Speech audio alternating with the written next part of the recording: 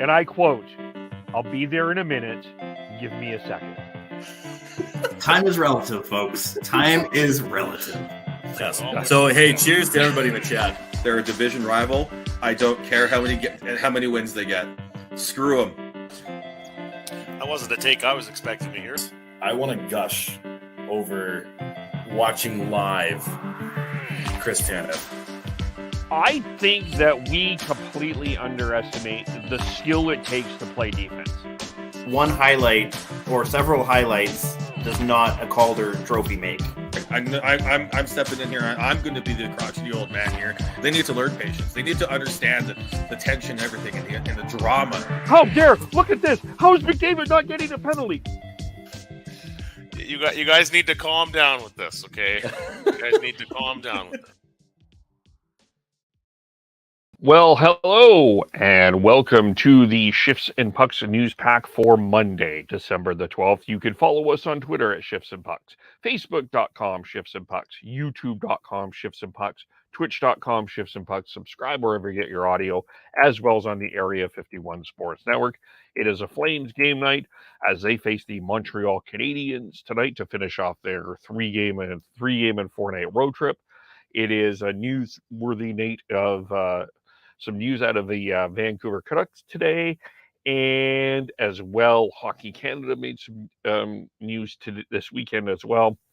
And as well, with the Teddy Bear toss and the Seattle Kraken claimed someone off waivers. So we'll start with the Flames and the Canadiens. They are playing tonight. So we'll start there. The Flames, of course, coming off a controversial loss to the Toronto Maple Leafs in only of Daryl Sutter's comments after the game when he talked about the officiating, the officiating of the game, and how, and the quote was, for a long time, I've known this for a long time in Chicago, what the game is like in Toronto. So that caused a lot of controversy. The Flames took 6 penalties against Toronto. The Flames took 7 penalties against Columbus and had one of their worst games of the year against the Columbus Blue Jackets in terms of effort and professionalism. I was a guest yesterday on the Fireside podcast. That's out today. We talked about that unprofessional effort that they had against Columbus. Just simply not good enough, especially when you are in a playoff race, which the Flames are, and you can't play that poorly, and they did. But they did get a point out of Toronto. They win tonight against Montreal. It becomes a 500 road trip, which is what people want. Is generally considered a successful road trip. You go 1-1-1. That's okay. Ultimately, it's too many penalties the last 2 games. Were there a couple of calls that I had problems with? I probably had problems. The biggest one I had an issue with was Backlund's cross-checking penalty. Thought the play should have been frozen, and if the play was frozen, I think that changes. Vlar's trip, maybe, and maybe Huberdeau's overtime. Only that I don't think that Huberdeau should have been called, but I also thought Sandin should have been called as well. Other than that, as Tyler has always said, you don't put the refs in positions to make those calls. And that's what the Flames have been doing the last few games, and it hasn't helped. The other thing with the Flames, of course, is it was a debut. We saw the debut of Raheem Horvat. He played both games on the trip. He played in Columbus. He played in Toronto. Didn't think he looked too bad overall. Didn't seem out of place. Looks like he is going to be playing tonight.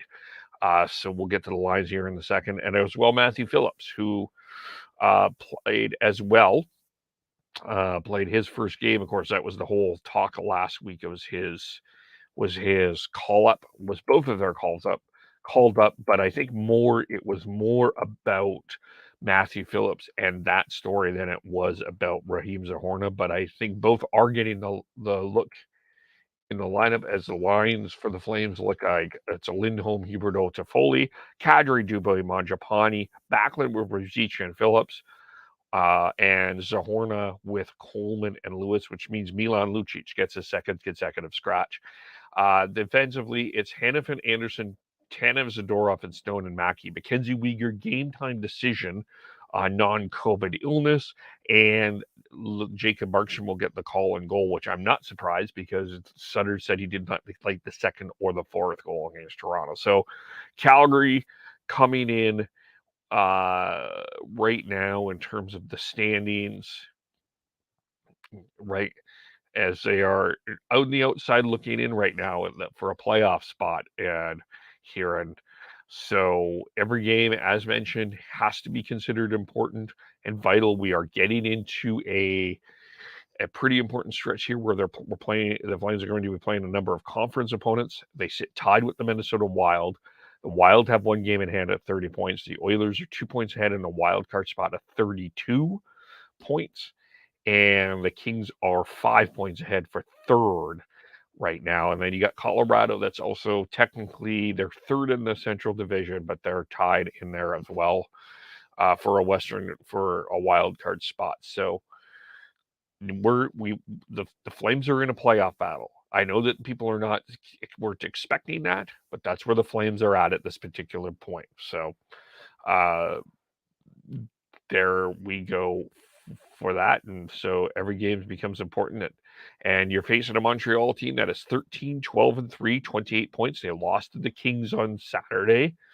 They did beat the Flames last time they were here. Jake Allen did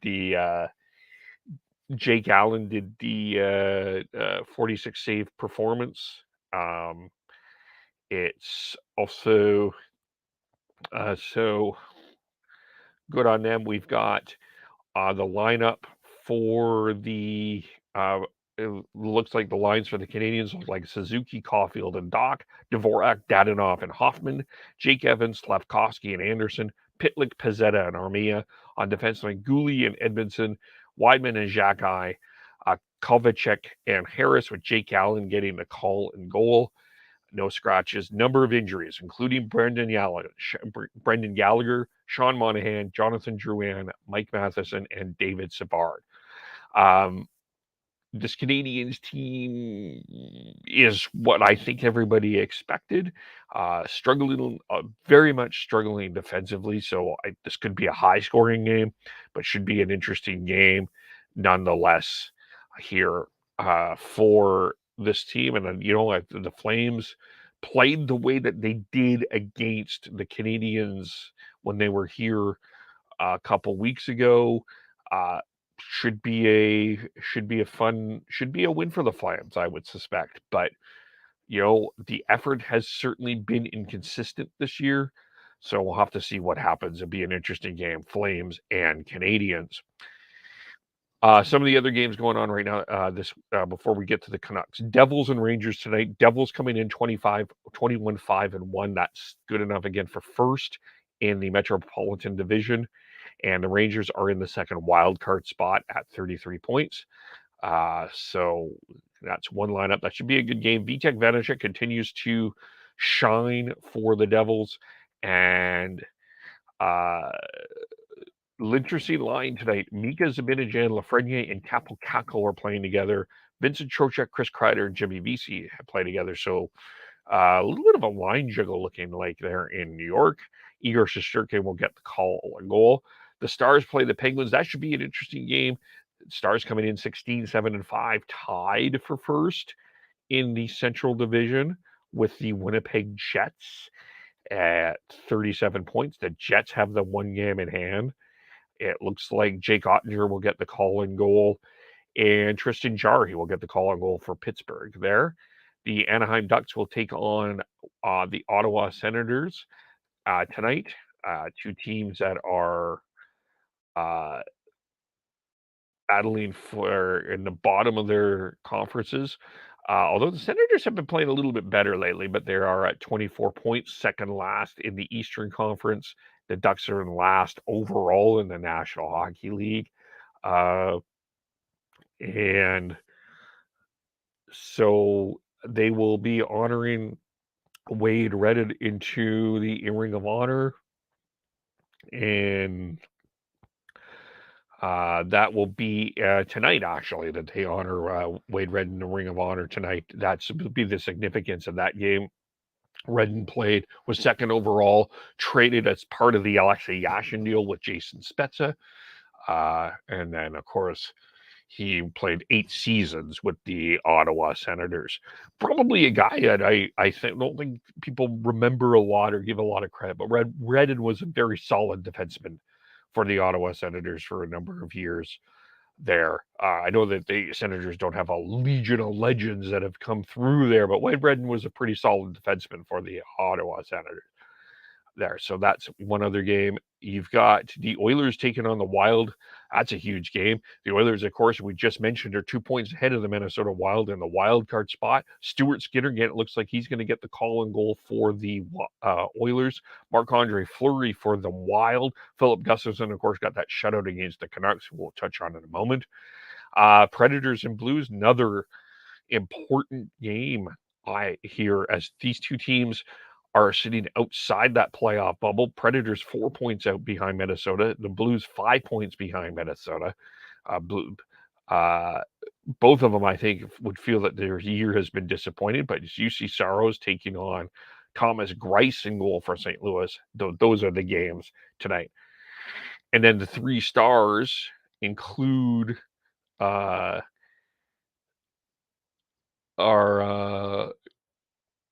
Charlie Lindgren, of course, is the first star. He had 4 wins, 111 saves, 4-0, 1.50 goals against average, 949 save percentage, to get the Capitals back within a playoff spot.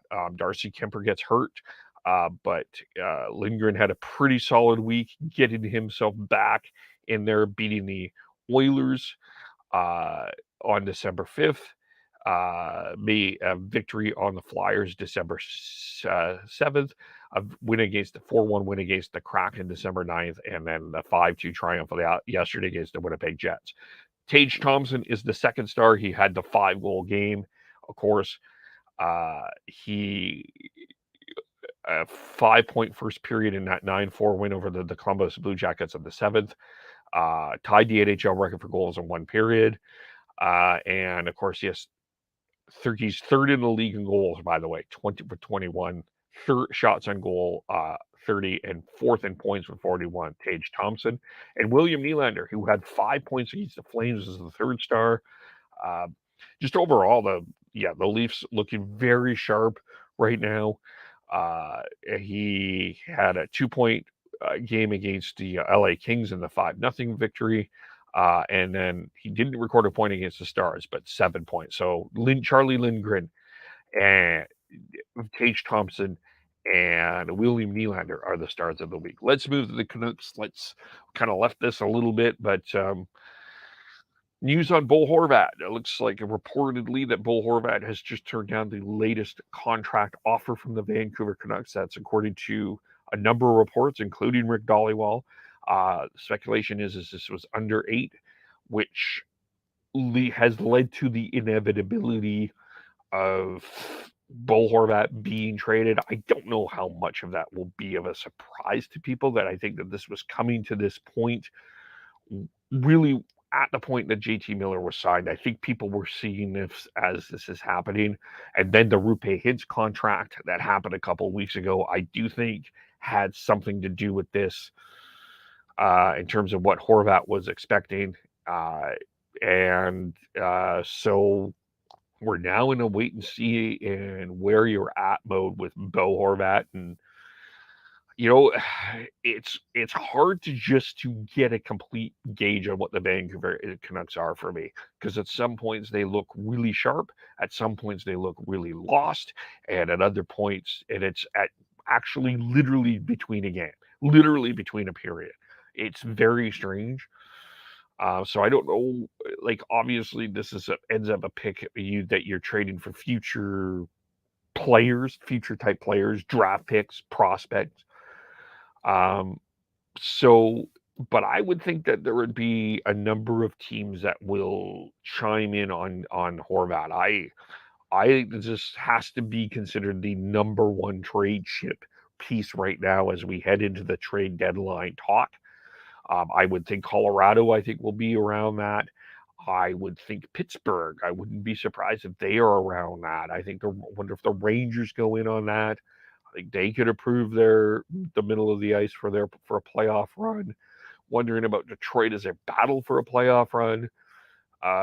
Tampa has been known to make some interesting trades here. Florida doesn't have the cap space, but you wonder. Just thinking about the Leafs as an option too, because the idea of moving John Tavares to left wing may make more sense if Horvat is in that conversation there, because that was a thought. I think there's a number of teams that will be interested in Bo Horvat. To me,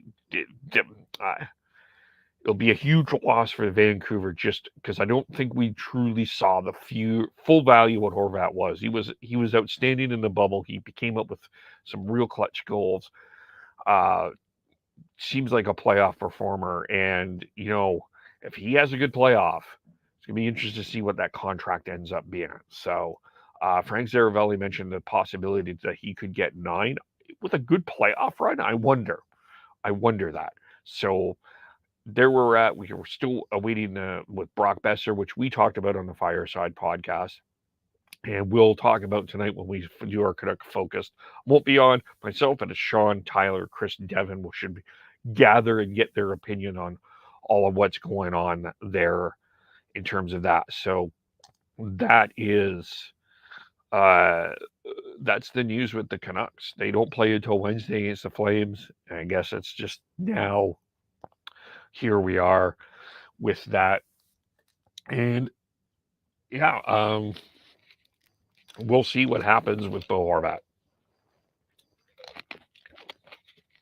And then the Seattle Kraken. The other news of the day was the Seattle Kraken have claimed Eli Tolvanen off waivers from the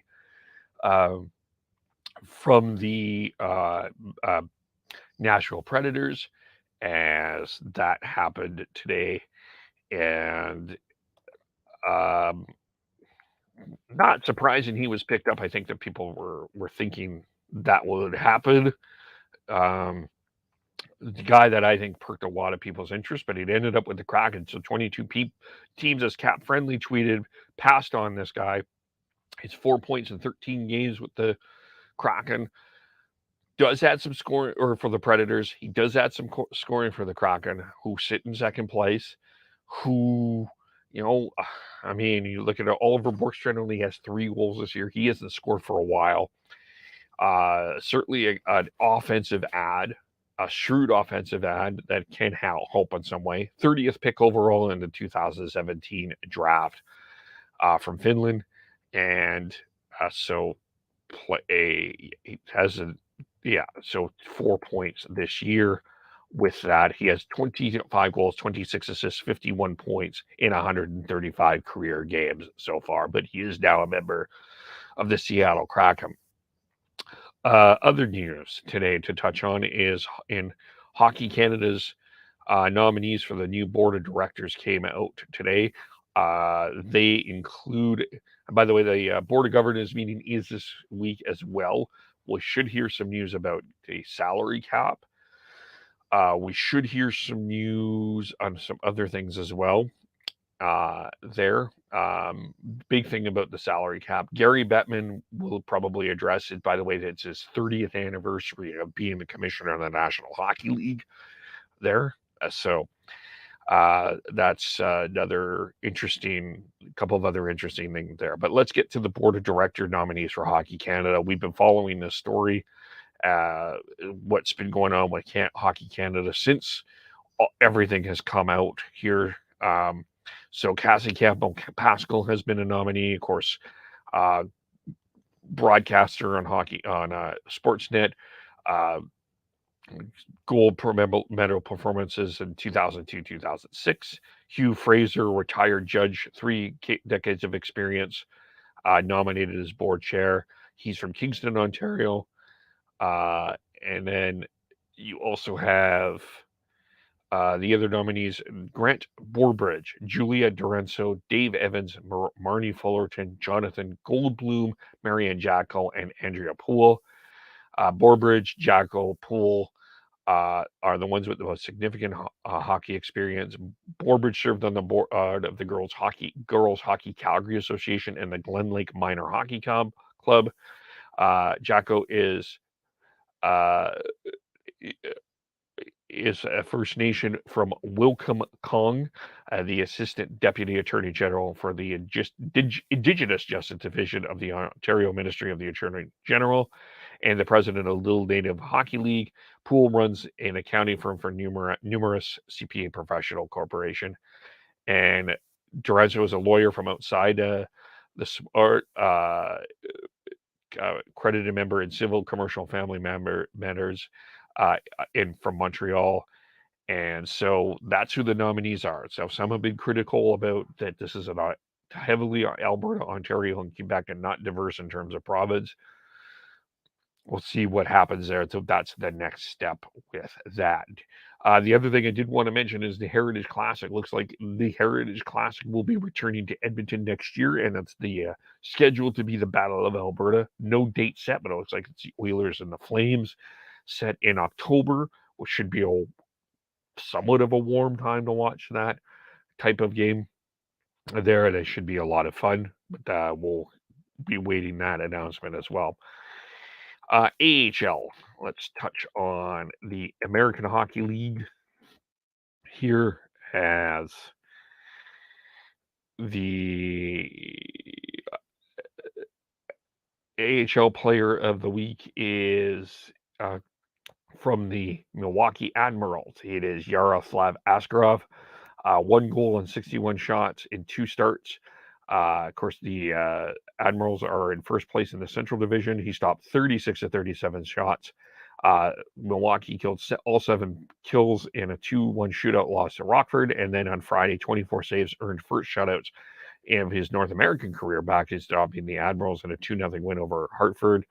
You maybe remember Askarov as Ray Ferraro calling a wet bed during the during the World Juniors and during the 2021 World Juniors, but that's who is the Player of the Week in the AHL. And in terms of schedule going on here, no games tonight, number of games tomorrow. WHL. I think the big thing to talk about with the WHL is congratulations to all of the teddy bears that were tossed this weekend across the Western Hockey League, as it was most of the WHL teddy bear toss. Vancouver, for example, had over 14,000 teddy bears tossed out. Number of those here there. So congratulations to that as they continue to help children charities across the league. I think it's just a great and a really fun initiative that the players get involved with, the media gets involved in, and it's a lot of fun. 11 players will be representing the WHL at the World Junior Championship, and then we got some news on the top prospects. So the WHL representatives, in terms of camp, 3 Seattle Thunderbirds: Thomas Milic, Nolan Allen, Kevin Krasinski, Owen Zollinger.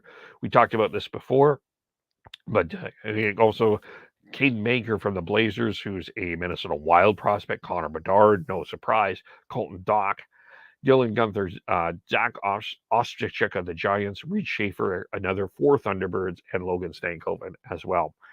Prospects game 19 WHL players will be selected there as we just sorry about that. We'll just shut that down here. And we got the Scott Ratzlaff and Carson Barneson from the Wheat Kings will be the goaltender, and as well as Charlie Jackson Unger as well. Lucas Cagnani, pardon me, mispronounced his name, from will be there as well. Pretty skilled defenseman. actually. Lucas Dragovic as well from Tri-City, another skilled defenseman. WHL defensemen have had a really strong year overall. That's been one thing I've really noticed is how good the defense of players have been. Caden Price from the Kelowna Rockets. Zach Benson from the Winnipeg Ice. Andrew Crystal, a guy I'm really high on from the Kelowna Rockets. Nate Danielson from the Brandon Wheat Kings. Samuel Honzek from the Vancouver Giants. Kalen Lind from the Red Deer Rebels. Jaden Lipinski from the Giants as well. Grayson Soshin from the Seattle Thunderbirds. And Cone Zimmer, a guy I'm really high on as well from the Prince George Cougars. Riley Height as well from the Prince George Cougars will be there. Zach Benson, as mentioned. Connor Bedard, of course, will be there as well. So that will be the news for today. The reminder again, we'll be live to talk to Canucks tonight. Sean, Tyler, Chris, Devin should be all together for that. So check that out around 6:30 Pacific, 7:30 Mountain. Follow us all individually on Twitter. Sean Beardy Canuck 03, Tyler TNOBLE, Christian Schneids SCHNEIDZ, Devin Gordhow 09. I am KEVOLE. You can also follow the Fireside Chat as well on Twitter and their podcast, which I was a guest of, out this week, Monday. And of course, we'll be back at the normal this week at this normal time to do the news pack at around 1:30 Pacific, 2:30 Mountain. That's when I will be available to do it, as I work a little later during the day. But thank you for watching, thank you for listening, and we will talk to you all very soon. Bye for now.